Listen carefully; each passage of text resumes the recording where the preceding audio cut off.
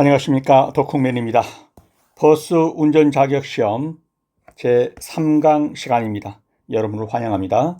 바로 문제로 들어가도록 하겠습니다.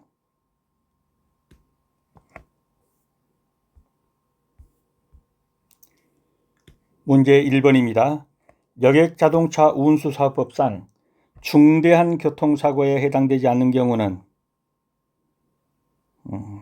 정답부터 찍으면 사망자 2명 이상, 사망자 1명과 중상자 3명 이상, 중상자 6명 이상. 이건 중대한 교통사고에 해당됩니다. 3번 같은 경우는 아니죠. 자, 중대한 교통사고 여객자동차 운수법 19조입니다. 여기에 보면 운송사업자는 사업용 자동차의 고장, 교통사고 또는 천재지변으로 다음 각호의 하나에 해당하는 상황이 발생한 경우에는 국토교통부령으로 정하는 바에 따라서 어떤 조치를 해라. 근데 이제 조치는 이런 것들이 있습니다.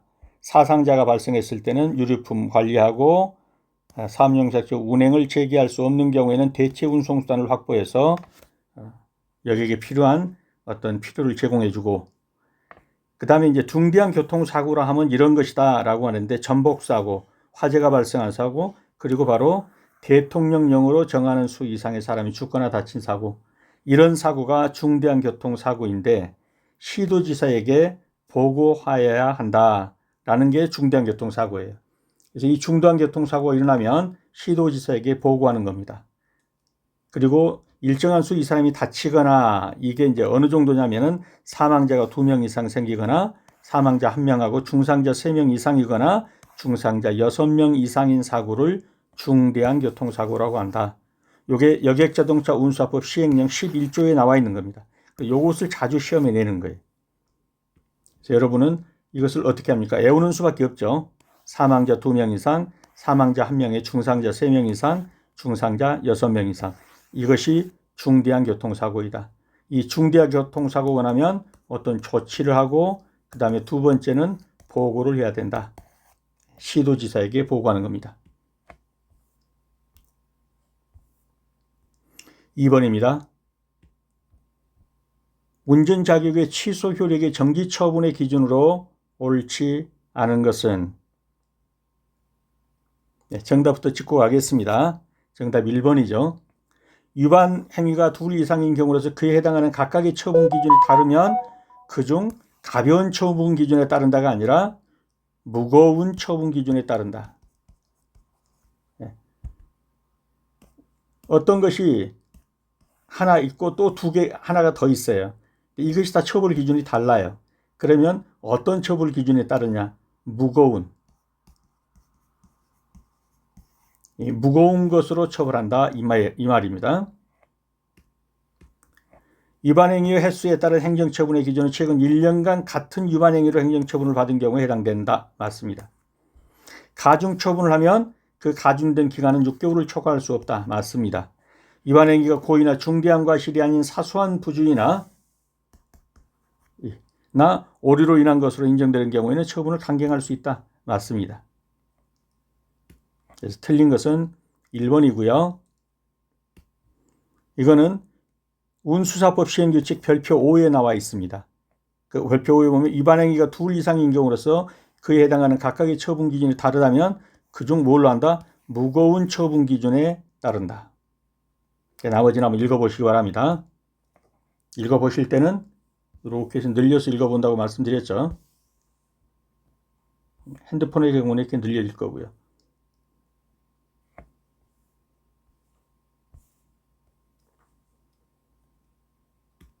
그래서 운전자격의 취소 효력정지 처분 기준으로 옳지 않은 것, 위반행위가 2 이상인 경우로서 그에 해당하는 각각의 처분 기준이 다르다면 그중 뭐한다? 가벼운이 아니라 무거운 처분 기준에 따릅니다. 문제 3번입니다. 보도 침범, 통행방법 위반 사고의 성립요건에 대한 설명 중 옳지 않은 것은? 정답은 일단 정답부터 찍어 보겠습니다. 보도와 차도의 구분이 없는 도로는 장수정 요건에 해당한다. 근데 이 부분이 틀렸어요. 어디가 틀렸나요? 이 보도 침범이 되려면은 보도와 차도가 구분이 있는 도로라 해야 돼요. 이면도로처럼 보도 차도 구분도 없는 데서 보도로 사람 가는 걸 치웠다고 그래서 보도 침범으로 보지 않아요. 이 보도 침범이 왜 무섭냐면은 12개 조항에 들어가는 거예요. 그래서 종합범위 들고 합의를 했다 하더라도 구속돼요. 그래서 보도 침범, 이 통행 방법 위반은 굉장히 중요하게 다뤄지는 거예요. 보도와 차도가 구분된 도로에서 난 보도 침범 행위라야 12개 조항에 해당되는 거예요. 그래서 1번이 틀린 겁니다. 보도 내에서 보행 사고는 피해자 요건에 해당한다. 보행 중 사고라 해야 돼요. 그러니까 자전거 타고 가는 사람을 쳤다 해가지고 보도 침범은 안 돼요. 왜냐하면 그 사람은 자전거를 끌고 가거나 이랬어야 보행자가 되는 거예요. 보행 중 사고라 해야 한다. 그 다음에 불가항력적 과실, 단순 부주의 과실은 운전자 과실에 해당하지 않는다. 왜냐하면은 이걸 좀 넓게 봐줘야지 너무 저기를 해가지고 보도 침범이다 이렇게 때리면 바로 구속되기 때문에. 그래서 이것을 상당히 엄격하게 해석한다 이렇게 보시면 되겠어요. 그 다음에 보도 설치 권한 있는 행정관 설치해서 관리하는 보도는 설치 요건에 해당한다. 무슨 말이냐면 아파트 같은 데서 아파트 소장이 인도하고 차도를 좀 구분했다. 근데 그 인도로 가는 사람을 치웠기 때문에 보도 침범이다 이렇게 보지 않는 거예요. 왜냐하면 행정관서에서 설치한 보도와 인도가 있는 차도라야 거기서 침범을 했을 때 보도 침범으로 보는 거예요. 왜 이렇게 보도 침범을 중요하게 보느냐 아까 말씀드렸듯이 12개 항목이기 때문에 그런 거예요. 종합범위 들고 합의자가 처벌을 원치 않는다고 처벌 불원의 의사를 표현했다 할지라도 보다 구속된다. 그래서 보도 침범이라는 걸 엄격하게 보는 겁니다. 자, 중과실 12개 항목에 여기에 들어가 있죠. 보도 침범이 보도 횡단 방법 위반.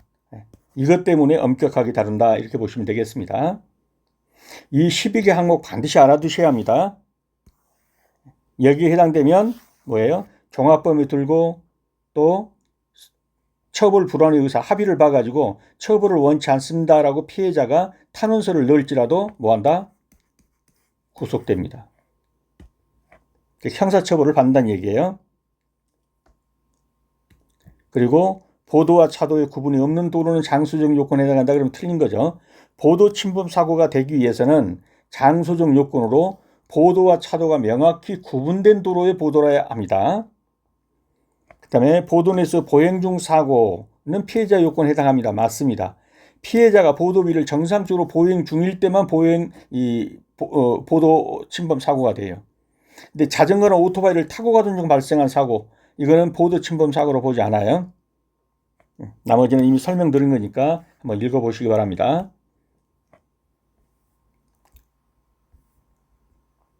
문제 4번입니다. 노면 표시 중 중앙선 표시는 차도 폭이 최소 몇 미터 이상인 도로에 설치합니까? 6m는 돼야 돼요. 그래야 중앙선을 설치합니다. 차 하나가 다니는 이 노선 하나가 보통 3m를 잡아요. 그럼 이쪽에도 3m, 딱 6m. 그러면 곤란하죠. 차 하나 비켜 다녀야 되니까. 6m는 넘어야만 중앙선 표시를 할 수 있다라는 얘기입니다.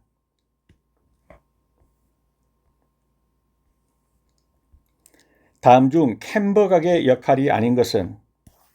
지난 시간에 우리가 이제 캠버 가게에 대해서 한번 살펴본 적이 있었죠. 역할이 아닌 것은 정답부터 찍으면 바퀴의 토아웃 방지 그랬는데 이 캠버 가게 되면은 원칙적으로 바퀴는 토아웃 상태를 유지하려고 해요. 방지하는 게 아니라. 그래서 이것을 방지하기 위해서 뭐라죠? 토인 상태를 유지시키는 거예요. 토아웃은 뭡니까? 토인은 이 앞바퀴 쪽이 이렇게 이전 거고 토아웃은 팔자그름처럼 뒷바퀴 쪽이 좁은 거예요. 근데 캠버각은 원칙적으로 이런 상태를 유지하려고 해요. 토아웃 상태를. 방지하는 게 아니란 말이에요. 나머지 지문은 맞는 거예요. 캠버각이 하는 역할. 작은 힘으로 방향을 정하게 하고 수직 하중에 앞차축의 휘음을 방지하고 주행 중 바퀴가 벗어내리는 것을 방지하는 것. 이런 것이 캠버각의 역할이에요. 지난 시간에 우리가 봤지만 캠버각이라는 게 이런 게예요. 이렇게 돼서 이쪽에 벌어진 것을 양의 캠버라고 그러고 이런 식으로 이렇게 쭈그러든 것을 음의 캠버라고 그래요. 그러니까 수직에서 놓고 봤을 때 이렇게 벌어졌는가, 수직에서 놓고 봤을 때 이렇게 벌어졌는가. 그래서 이것이 양의 캠버, 이것이 음의 캠버다 이렇게 말하는 거고요.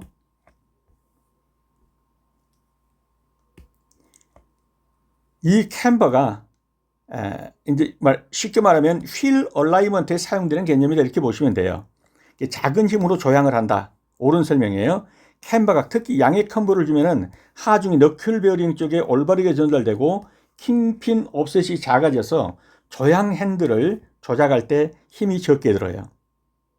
그 다음에 수직 하중에 의한 앞차축의 힘을 방지해줘요.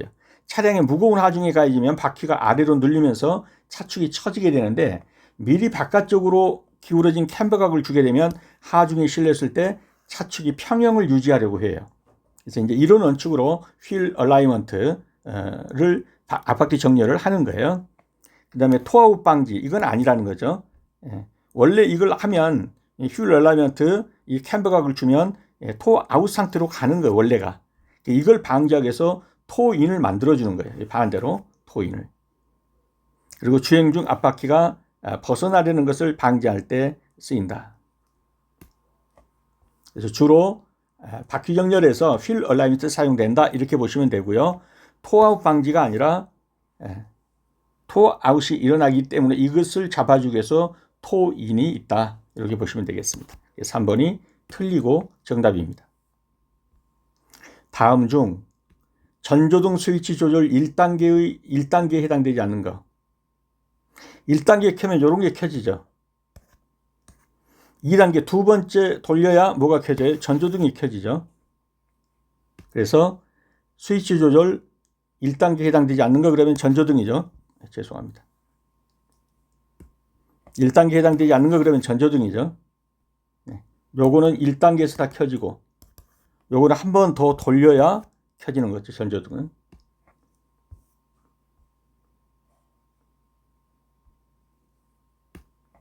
잘 이해가 안 가신 분이 있으면 요거 한번 더 읽어보십시오. 7번입니다. 감속 브레이크의 특성으로 옳지 않은 것은? 정답부터 찍으면 그렇죠. 감속 브레이크를 사용하면 타이어 미끄럼을 줄일 수 있죠. 감속 브레이크 뭡니까? 보조 브레이크입니다.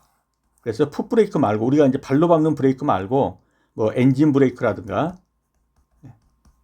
이런 것들이 이제 감속 브레이크가 돼요. 이 감속 브레이크로 하면은 브레이크 슈, 풋 브레이크에서 잡아주는 게 브레이크 슈인데 브레이크 슈의 마모를 줄일 수 있겠죠. 풋 브레이크를 덜 밟으니까. 그다음에 타이어의 마모를 줄일 수 있을 거예요. 왜냐하면 계속해서 감속해서 가니까 이렇게 많이 타이어가 달질 않는다 이런 말이에요. 브레이크를 밟아도. 클러치 관련 부품의 마모를 감소시킨다. 맞죠? 이상 소음을 내지 않는다. 엔진 브레이크, 팝 브레이크 심하게 밟으면 끽끽하죠. 이거는 아예 엔진 브레이크 같은 걸 사용해 가기 때문에 이상 소음을 내지 않습니다. 타이어 미끄럼을 줄일 수는 없다. 미끄럼 줄일 수 있죠. 왜냐하면 감속하면서 브레이크가 들어가기 때문이에요. 그래서 이건 틀린 거죠.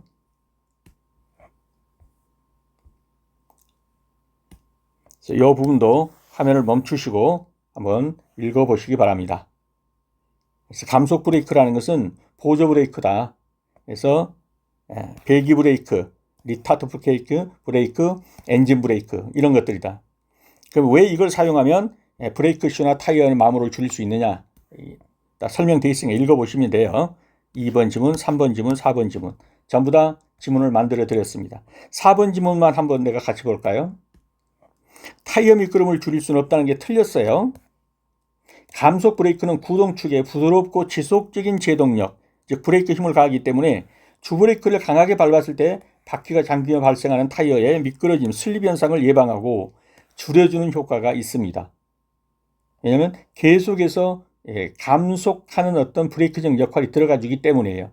따라서 이것이 줄일 수 없다. 이 말은 틀렸다라는 겁니다. 이해가 안 가시면 천천히 한번 더 읽어보시면 됩니다.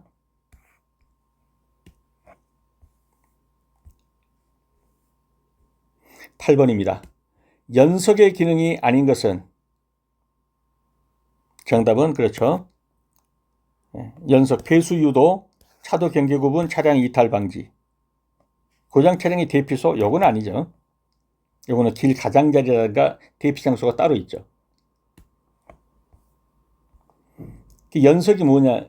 이게 연석이죠. 이게 그림이 잘 보입니까? 이게 이렇게 연결해서 도를 이렇게 경계석 있죠. 경계석. 이렇게. 요것을 가리켜서 연석이라고 하는 거예요. 그러니까 보도와 차로를 구분짓고 여기는 빗물 빠지는 뭐 트렌치 같은 것이 있고 뭐 이런 거죠. 근데 고장 차량은 길 어깨나 비상 주차대 등에다가 대피를 하는 거지 연석에다 대피하는 건 아니잖아요. 그래서 연석은 배수 유도, 차도 경계, 차량 이탈 억제 이 정도의 역할을 한다. 한번 읽어보시면 다 아는 내용입니다. 그래서 길 가장자리 쪽에 이렇게 돌이 연결해서 쭉 있는 거 요걸 가리켜서 연석이라고 한다. 그럼 여기는 차도고 여기는 보도고 경계선 이루고 조그만 저기는 가다가라도 바퀴가 이게 부딪혀서 보도로 침범 못하게 막아주는 역할도 하죠. 또 빗물 같은 거 여기로 쭉 와가지고 트렌치 쪽으로 빻는 역할도 하고 그래서 배수 유도, 차도의 경계 구분, 차량 이탈 방지 이런 것은 다 연석의 기능이다 이렇게 보시면 되겠습니다. 인간 행동을 규제하는 환경 요인이 아닌 것 보면 심리죠. 이런 건 다 외부적 요인입니다. 외부적 요인. 환경 요인이죠. 근데 이것은 뭐예요? 내부적 심리적 요인이에요. 정신적. 이런 것은 환경적 요인인 반면에 요거는 내부적 정신적 요인이 되겠습니다. 심리가 정답입니다. 그래서 인간의 내적 요인, 심리는 외부 환경이 아니라 인간의 내면에 속하는 정신적 개인적 요인이다. 그래서 인간의 행동은 개인의 특성 심리와 플러스 환경이라는 상호 요인 이렇게 가지고 어떤 행동이 결정된다. 그런데 이 환경적 요인이 아닌 것은 바로 심리가 된다 이 말입니다. 10번입니다. 특별 교통안전교육의 종류가 아닌 것은 정답부터 찍겠습니다. 이런 교육은 없습니다. 교통교충교육이란 건 도로교통법 시행규칙 별표 16에 나와 있는 내용이에요. 거기에 보면 특별안전교육이라고 그랬고 음주운전하다 걸린 사람들 음주운전교육, 거칠은 운전하다가 걸린 사람들 배려 운전교육 받고 그 다음에 법규 준수 교육 의무 그리고 이제 교통안전 권장 교육에 벌점 감경 교육, 현장 참여 교육, 고령자 운전 교육 이런 것들이 들어가 있어요. 그래서 이런 것은 지금 교통안전 교육으로 들어가 있는 것입니다. 이런 것은 없습니다. 11번입니다. 압축 천연가스 자동차 점검 시 주의사항으로 틀린 것은 LNG 버스입니다. 운전자는 가스라인과 용기밸브와의 연결 부분에 이상 유무를 운행 전후에 육안으로 확인하는 습관을 생활한다. 맞습니다. 버스 내에서 가춘 시 화재의 의미 있으므로 담배를 피우지 않는다. 맞죠? 엔진 시동이 걸린 상태에서 엔진 오일 라인, 냉각수 라인 등의 파이프나 호스를 조이거나 풀어야 한다. 큰일 나죠. 안전교육에서 아주 왜냐하면 엔진 시동이 걸려있는 상황에서는 지금 엔진이 뜨겁습니다. 여기에 냉각수도 펄펄 끓어요. 오일도 엄청 뜨겁고 이런 때 호스를 조이거나 풀다가 터지는 날이면 어떻게 되겠어요? 얼굴을 튀면 바로 화상 입고 실명될 수도 있습니다. 반드시 뭐 해야 합니까? 엔진을 끄고 또 어떻게 해야 돼요? 엔진이 식은 다음에 조이거나 풀어야 합니다. 그렇지 않으면 화상 입습니다. 차량 승하차 시 가스냄수를 확인하는 자세가 필요하다. 맞습니다. 틀린 것은 3번이 됩니다. 읽어보시면 그대로 알 수 있는 내용입니다. 만약에 그대로 했다가는 어떻다? 뜨거운 오일이나 냉각수가 분출되어 심각한 화상을 입고 부상을 입을 수 있다. 또 회전한 이게 걸어놓고 하면은 벨트나 이런데 손이나 이런 거 들어가면 그냥 부상, 심각한 부상이 있게 됩니다. 그래서 정답은 3번이 되겠습니다. 12번입니다. LPG 주성분은 뭐냐 이거죠. 프로판과 부탄이 LPG 주성분입니다. 그 메탄은요, LNG. LPG는 프로판과 부탄이 주성분이고 메탄은 LNG의 주성분입니다. 그래서 LPG의 주성분은 프로판과 부탄입니다. 13번입니다. 배터리 점검 및 방전 시 응급조치 방법이다. 잘못된 것은 1번이죠. 점프 케이블이 없습니다. 그렇다고 그래가지고 자동 변속기 차량이 밀어가지고 시동 걸리나요? 안 걸립니다. 이거는 밀어서 시동 걸리는 건 뭐예요? 옛날 그 막대기, 스틱, 수동 변속기 중에 밀면 시동 걸릴 수가 있어요. 그렇지만 자동 변속기에서는 밀어서 절대 시동 안 걸려요. 시동을 걸 때 딱딱 소리가 나면 안 걸리면 방전된 것이다. 맞는 표현입니다. 항상 마이너스 케이블을 먼저 분리하죠. 그럼 조립할 때는요, 반대로 합니다. 플러스를 먼저 조립하고 마이너스하고. 근데 해체할 때는 마이너스를 먼저 분리합니다. 배터리 케이블을 분리해서 배터리 단자와 케이블의 접촉 부위를 확인합니다. 맞습니다. 그래서 자동 변속기 차량은 밀어가지고 시동이 안 걸리는 이유 여기다 설명해 놨으니까 읽어보시고요. 마이너스 케이블을 먼저 분리합니다. 그리고 조립할 때는 반대로 플러스를 먼저 조립합니다. 한번 읽어보시기 바랍니다. 그래서 배터리의 점검이 방전 시 응급조치 방법이다. 자동 변속기 차량이 사람이 밀어가지고 시동 걸리느냐 안 걸린다. 그래서 1번이 정답입니다. 14번입니다. 운전 피로의 세 요인이 3요인이 아닌 것은 그렇죠. 도로 요인이죠. 이것이 주요 운전 피로의 3요인입니다. 생활 요인, 운전 작업 중의 요인, 운전자 요인. 그래서 운전 피로의 3요인, 생활 요인, 운전 작업 중의 요인, 운전자 요인. 생활 요인은 수면 부족, 음주, 건강 상태 등. 운전 작업 중의 요인은 장시간 운전했다, 단조로운 운전 또는 교통 혼잡이다. 이런 게 운전 작업 중에 피로가 오는 요인이 되죠. 운전자 요인은 나이, 체력, 심리 상태, 운전 숙련도 등에 따라서 피로가 오게 됩니다. 도로 상황은 어떻습니까? 전혀 아닌 건 아니에요. 도로 요인은 운전 피로에 영향을 줄 수는 있지만 주요 요인이 아니라는 거예요. 3요인에는 안 들어간다 이 말입니다. 3요인에 들어가는 것은 요거고 도로 요인은 전혀 관계없는 건 아니지만 3요인에는 들지 않는다. 이렇게 보시면 되겠습니다. 15번입니다. 다음 중 시야에 대한 설명으로 틀린 것은 정지한 상태에서 눈의 초점을 고정시키고 양쪽 눈으로 볼 수 있는 범위를 시야라고 합니다. 맞습니다. 지금 여 선생님이 앉은 자리에서 가장 눈을 옆쪽으로 벌려서 한번 봐보세요. 그럼 몇 도 정도나 볼 수 있는가? 요 정도 볼 수 있어요. 이게 정상이에요. 이렇게 180도일 뿐만 아니라 조금 더 간다고 이렇게 200도까지 간단 말이에요. 지금 앉아서 한번 옆으로 봐보세요. 그러면 시야의 범위가 이거다라는 걸 알 수 있을 거예요. 시야의 범위는 자동차의 속도에 비례해 넓어진다. 속도가 빨라지면 빨라질수록 시야는 좁아지는 거예요. 이게 틀린 거예요. 넓어지는 게 아니라 보는 각도가 좁아들어요. 시야가 빠르면. 정지한 상태에서 이 정도인데 가는 상태에서는 굉장히 좁아들어요. 어느 특정 주의가 집중되면 시야의 범위는 그걸 보기 위해서 좁아져요. 이렇게 좁아집니다. 이건 맞는 거예요. 자, 자동차 속도에 비례할 때 어떻게 된가 봅시다. 속도가 빨라질수록 시야가 넓어진다 했으니까 틀린 거죠. 자, 정지해 있으면 시야가 이 정도라고 그랬어요. 180에서 200도 정도. 40km로만 달려도 시야는 100도 정도로 줄어들어요. 요런 정도로 이렇게 줄어든다고. 그렇다가 시속 70km 정도 가면은 65도 정도로 줄어들어요. 이렇게 보이는 각도가 이런 식으로. 100km 정도로 달리면 어느 정도 줄어드냐? 40도까지 좁아져요.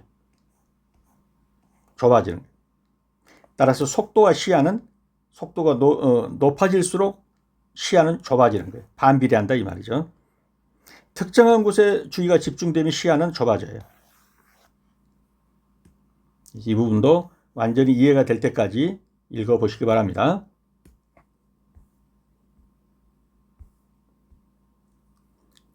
다음입니다. 혈중 알코올 농도에 따른 행동적 증으로서 틀린 것은?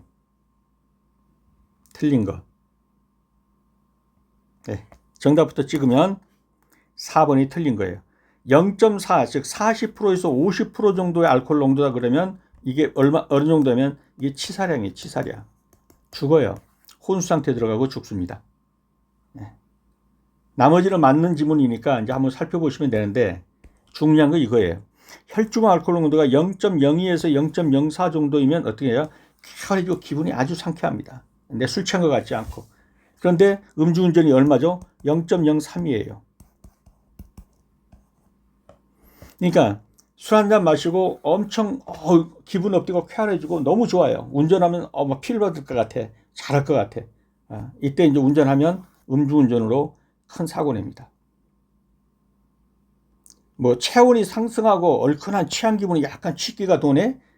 이게 0.1 정도란 말이에요. 0.08이면 운전면허 취소예요. 네.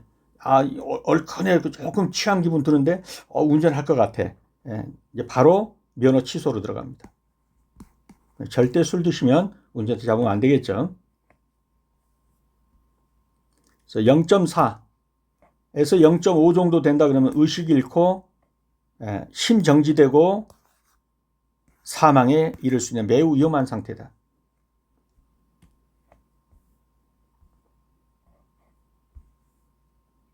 그런데 이거를 뭐 갈기자 걸음 정도로 아니에요. 갈기자 걸음 정도면 뭐 이 정도? 갈기자가 아니라 죽습니다. 혼수 상태 들어가는 거예요. 0.5 정도. 17번입니다. 타이어 마모에 영향을 주는 요소에 대한 설명이다. 틀린 것은?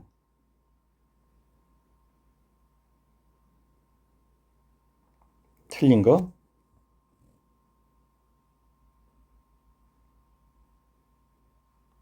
정답은 4번으로 보이네요. 타이어가 노면과의 사이에서 발생하는 마찰력은 타이어의 마모를 줄여준다? 마찰이 있는데 마모가 줄어든다는 건 말이 안 되죠. 마모가 더 심해지겠죠.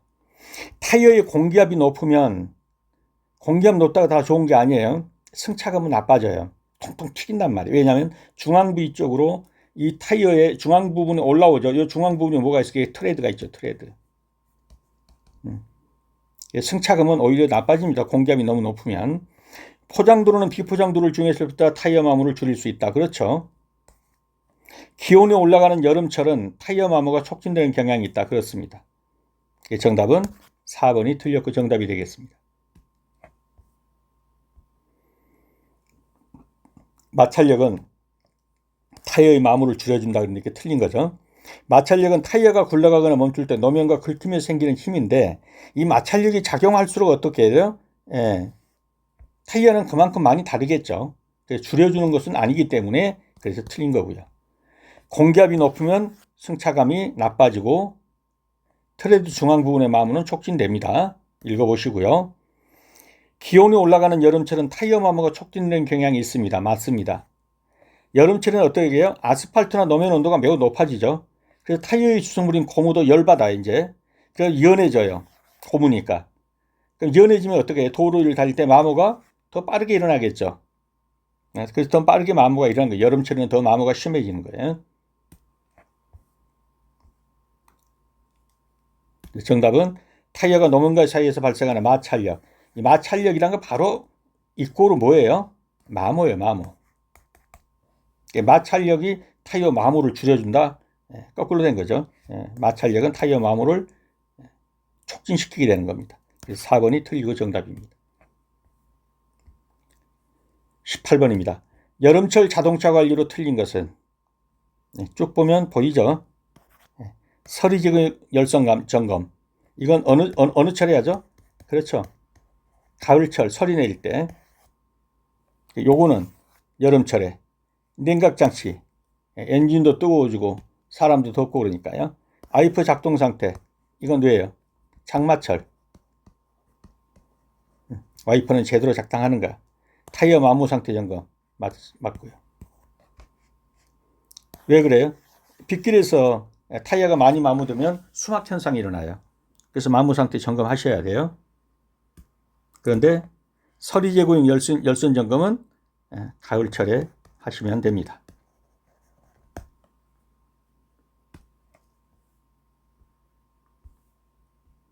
19번입니다.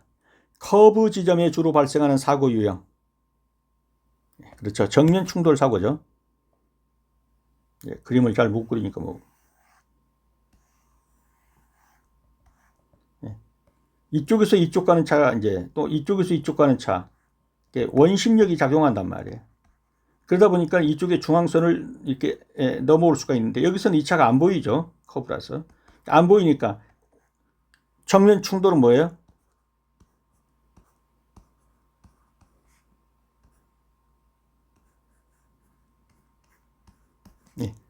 앞과 앞이 부딪히는 거, 요거를 충돌 사고라고 보고요. 직각 충돌은 사거리에서 이렇게 가고 있는데 이쪽에서 치면은 이 직각으로 사고가 났잖아요. 이게 직각 충돌 사고고, 추돌 사고는 앞차가 가는데 뒤차가 받는 거, 뒤쪽을 받는 거, 이게 추돌 사고고, 차량 전보 사고는 벌러덩 뒤집히는 거고. 그러면 커브 지점에서는 어때요? 원심력 받아가지고 중앙선 침범해서 오는 차고 이쪽 차하고 앞과 앞이 부딪힌가 정면 충돌 사고죠. 1번이 정답입니다. 여기는 한번 쭉 읽어보시면 다 아실 내용이니까 한번 화면 멈추고 읽어보시기 바랍니다.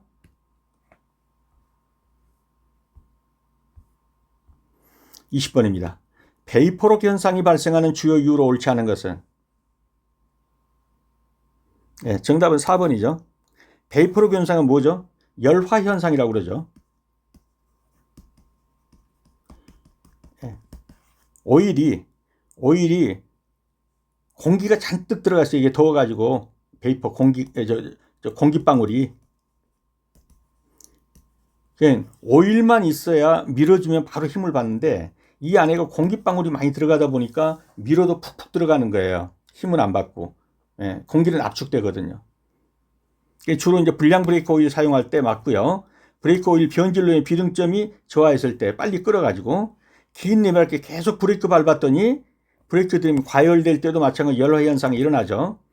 브레이크 드럼과 라이닝 간격의 드럼이 과열되었을 때 간격이 커서, 간격이 크면은 제대로 잡아주지 못해요. 드럼이 잘 과열도 안 되고요. 이 경우는 틀린 거예요. 정답은 4번이 되겠습니다. 자, 여기에 베이퍼록이 뭔지부터 시작해서 전부 적어놨으니까요. 한번 쭉 읽어보시면 되겠습니다. 베이퍼록 현상은 뭐냐?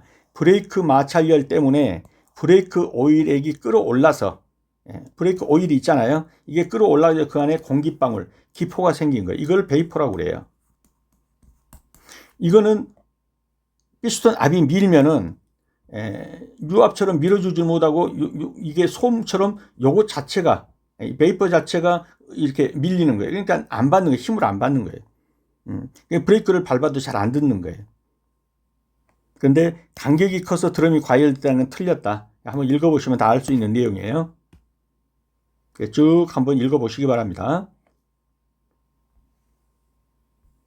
그래서 베이퍼록 현상이 발생하는 이유로서 옳지 않은 것은 브레이크 드럼과 라이닝의 간격이 크면은 드럼이 과열 안 돼요. 제대로 잡아주질 못하니까. 브레이크를 밀어주질 못하잖아요. 그래서 이건 틀린 것이고요. 이건 다 맞는 표현이 되겠습니다. 네, 오늘은 여기까지입니다. 수업하느라 수고 많으셨습니다. 다음 시간에 다시 뵙겠습니다. 감사합니다.